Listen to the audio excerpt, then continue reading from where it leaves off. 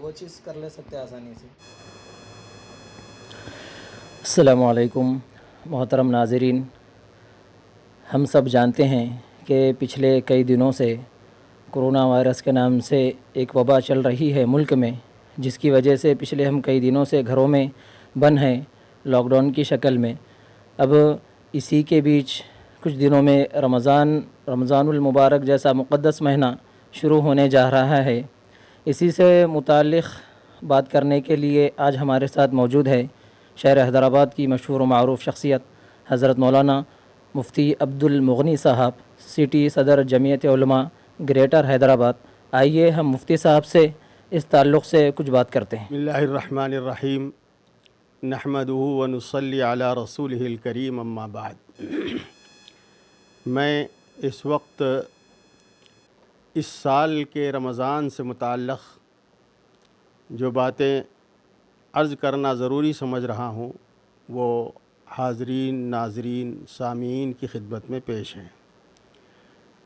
اس وقت corona virus کی بلا یا وبا، یہ عام بیماری کی وجہ سے لوگ پریشان ہیں، اور اس سے تحفظ کے لیے، حفاظت اور بچاؤ کے لیے لاک ڈاؤن سارے ملک میں ہے، بلکہ اکثر دنیا میں لاک ڈاؤن پایا جا رہا ہے، اور کرفیو جیسی صورتحال ہے۔ لوگوں کو گھروں میں رہنے کی تاکید کی جا رہی ہے، اور آپسی دوری بنائے رکھنے کا حکم دیا جا رہا ہے۔ سوشل ڈسٹینسنگ جس کو کہا جاتا ہے کہ لوگ آپس میں ملنے سے، قریب ہونے سے گریز کریں، فاصلے کے ساتھ رہیں۔ اسی لیے سارے ملک میں اس کا اہتمام کیا جا رہا ہے کہ لوگ ایک جگہ اکٹھا اور جمع نہ ہوں، نہ تجارت کے لیے، کاروبار کے لیے، نہ کسی اور ضرورت کے لیے، حتیٰ کہ مذہبی معاملات میں، مذہبی جگہوں میں بھی اجتماع سے، لوگوں کے جمع ہونے سے روکا جا رہا ہے۔ ظاہر ہے کہ یہ ایک بیماری سے بچنے کے خاطر ہے، ایک بلا اور وبا سے بچنے کے خاطر ہے، اور انسانیت کے فائدے کے لیے ہے، اور لوگ اس کو سمجھ رہے ہیں اور اس پر عمل کر رہے ہیں۔ ہم یہ ساری دنیا جانتی ہے کہ جب رمضان شریف شروع ہوتے ہیں اور رمضان کی آمد ہوتی ہے تو مسلمانوں کے درمیان ایک رونق، ایک ہلچل اور ایک دھوم دھام کی سی کیفیت ہوتی ہے۔ مسجدوں میں، بازاروں میں، اور اسی طرح کاروباری اداروں میں، اور دن میں، رات میں ایک عجیب ماحول اور ایک عجیب رونق سی ساری دنیا دیکھتی ہے اور ساری دنیا کو نظر آتی ہے۔ ہر جگہ جہاں جہاں مسلمان ہیں وہاں رمضان شریف میں جو رونق اور لوگوں کے اندر جو جذبات اور جو شعور اور جو اسلامی احکامات پر عمل کی فکر جو پیدا ہوتی ہے، یہ ساری دنیا اس کو جانتی ہے۔ عرب سے لے کر عجم تک جہاں بھی مسلمان ہیں، ہمارے ملک میں بھی رمضان شریف تاریخی حیثیت رکھتا ہے، اور اس کی جو ہے رونق سب کو معلوم ہے اور مسلم ہے، مشہور ہے۔ لیکن اس بار لاک ڈاؤن کی وجہ سے مسلمان اپنے ان جذبات کو ظاہر کرنے اور رمضان شریف کی ہلچل اور اس کی رونق کو جو ہے ظاہر کرنے کے لیے بے چین ہے کہ کس طرح ہم جو ہے رمضان شریف کو کی رحمتیں اور برکتیں حاصل کر سکیں۔ حاضرین محترم، رمضان شریف رحمت اور برکت کا مہینہ ہے، اللہ تعالیٰ کو راضی اور خوش کرنے کا مہینہ ہے۔ اس مہینے میں چند کام ہیں جو مسلمان انجام دیتے ہیں۔ نماز کا اہتمام کرتے ہیں، روزے کا اہتمام کرتے ہیں، راتوں میں نماز تراویح کا اہتمام کرتے ہیں، اخیر شب میں تہجد کا اہتمام کرتے ہیں، سحری اور افطاری کا اہتمام کرتے ہیں، اور رمضان کے آخری عشرے میں اعتکاف کا اہتمام کرتے ہیں، اور صاحب حیثیت، صاحب نصاب حضرات زکوٰۃ اور صدقہ خیرات کا اہتمام کرتے ہیں، اور اس کے ساتھ ساتھ قرآن مجید کی تلاوت ذمہ والے ہیں، امام ہیں، مؤذن ہیں، جو مسجد کے اندر کا عملہ ہے وہ جس طرح 5 وقتہ نماز مسجد کے اندر جو ہے اذان دے کر 5 وقتہ نماز پڑھ رہے ہیں، وہ مسجد میں تراویح کو باقی رکھنے کے لیے وہ نماز سے تراویح پڑھ سکتے ہیں اور تراویح کی نماز ادا کر سکتے ہیں۔ البتہ باہر سے لوگوں کا آنا یا ایک جگہ جمع ہونا پھر نماز کے بعد گھروں کو جانا یہ ممنوع ہے، اس سے احتراز کرنا چاہیے، اس سے پرہیز کرنا چاہیے۔ اس لیے تاکید کی جا رہی ہے گھروں میں رہ کر نماز تراویح پڑھیں، گھروں میں رہ کر کے ہر وہ کام کریں جو رمضان شریف میں آپ لاک ڈاؤن کے بغیر پچھلے سالوں میں کیا کرتے تھے، وہ سارے کام رمضان شریف کی مناسبت سے نماز، روزہ، تراویح، قرآن مجید کی تلاوت وغیرہ وغیرہ وہ سب انجام دے سکتے ہیں۔ اور اسی طرح اعتکاف بھی کیا جا سکتا ہے۔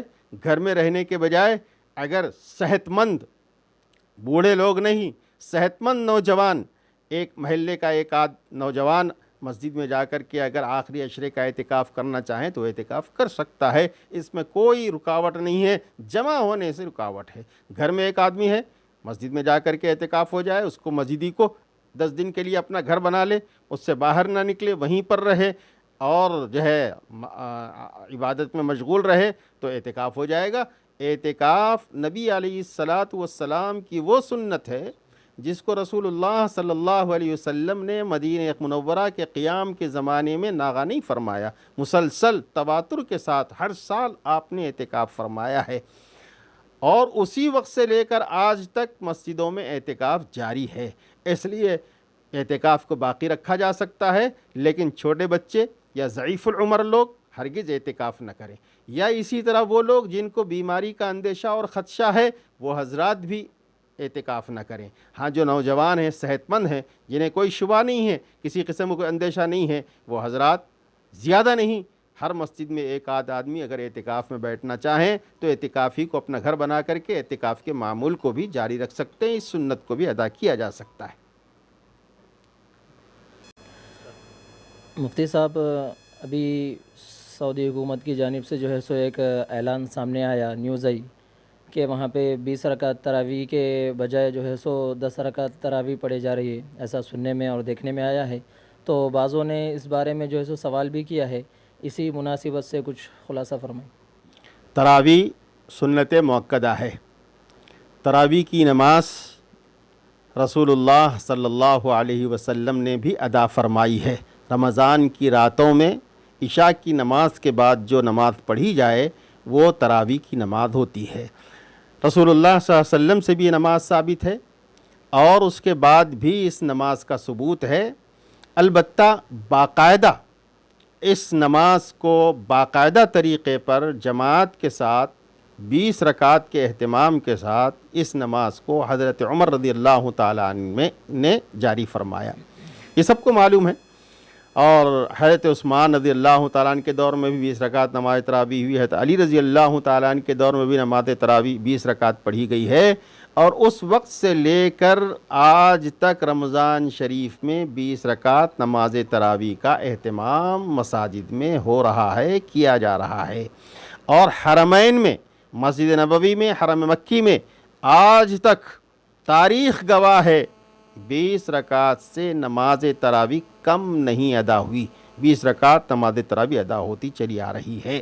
لیکن اس سال لاک ڈاؤن کی وجہ سے یا کسی اور مصلحت اور حکمت کی وجہ سے اگر وہاں کی گورنمنٹ نے، سرکار نے 10 رکعت پڑھنے کا حکم دیا ہے تو یہ ان کا اپنا عمل ہے، ان کی اپنی مصلحت ہو سکتی ہے، یا ان کا کوئی سیاسی یا حکومتی حکم ہوگا جس کی وجہ سے اس سال 10 رکعت نماز پڑھنے کی بات چل رہی ہے۔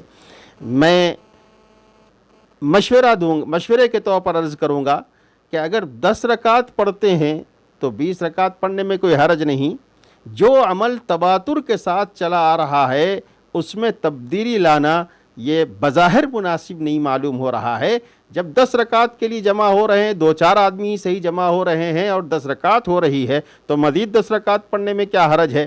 لیکن اس طرح تبدیل کر دینا، ایک معمول کو تبدیل کر دینا، ایک سنت میں تبدیلی لانا، یہ بظاہر مناسب نہیں معلوم ہو رہا ہے۔ ہم یہ سمجھتے ہیں کہ وہاں کی کوئی مصلحت ہوگی، وہاں کی کوئی حکمت ہوگی، وہاں کا کوئی دباؤ ہوگا جس کی وجہ سے ایسا اعلان ہو رہا ہے۔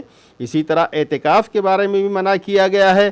ہم یہ کہیں گے اعتکاف بھی سنت متواترہ ہے، اور شروع سے سالہ سال سے مسلسل بغیر کسی ناغے کے اعتکاف ہوتا چلا آ رہا ہے۔ تو ایک آدھ آدمی بھی اگر اس سنت کو باقی رکھنے کے لیے اعتکاف میں بیٹھ جاتے حرمین میں تو یہ سنت باقی رہتی، اس کا تسلسل ٹوٹتا نہیں تھا۔ اس لیے مشورے کے طور پر عرض ہے، باقی یہاں کے لوگوں کے لیے ہم عرض کریں گے کہ ہمارے لیے دلیل، ہمارے لیے قانون شریعت ہے، کتاب و سنت ہے، اجماع صحابہ ہیں، یہ ہمارے لیے دلیل ہیں۔ لہذا قرآن اور سنت اور اجماع صحابہ اور خلفائے راشدین کے عمل سے جو چیز ثابت ہے اس میں ہم لوگ تبدیلی اور ترمیم نہیں کر سکتے۔ 20 رکعت نماز تراویح پڑھی جائے گی، چاہے مسجد میں پڑھیں چاہے گھر میں پڑھیں، چاہے 2-4 آدمی مل کر کے پڑھیں، چاہے مسجد بھر جماعت ہو، چاہے جس طرح ہو، لیکن 20 رکعت نماز تراویح کا اہتمام ہونا چاہیے۔ یہ سنت سے، آثار سے، صحابہ سے، خلفاء سے، اجماع صحابہ سے ثابت ہے۔ لہذا مسلمان سعودی عرب کے کسی فیصلے کی وجہ سے شک و شبہ میں مبتلا نہ ہوں۔ ہمارے لیے دلیل، ہمارے لیے حجت قرآن ہے، حدیث ہے، سنت ہے، اور اسی طرح خلفائے راشدین کا عمل ہے، اجماع صحابہ ہے، یہ ہمارے لیے حجت و دلیل ہے۔ اس کی روشنی میں 20 رکعت نماز تراویح ہونا چاہیے، ہر جگہ ہونا چاہیے، ہر رمضان میں ہونا چاہیے۔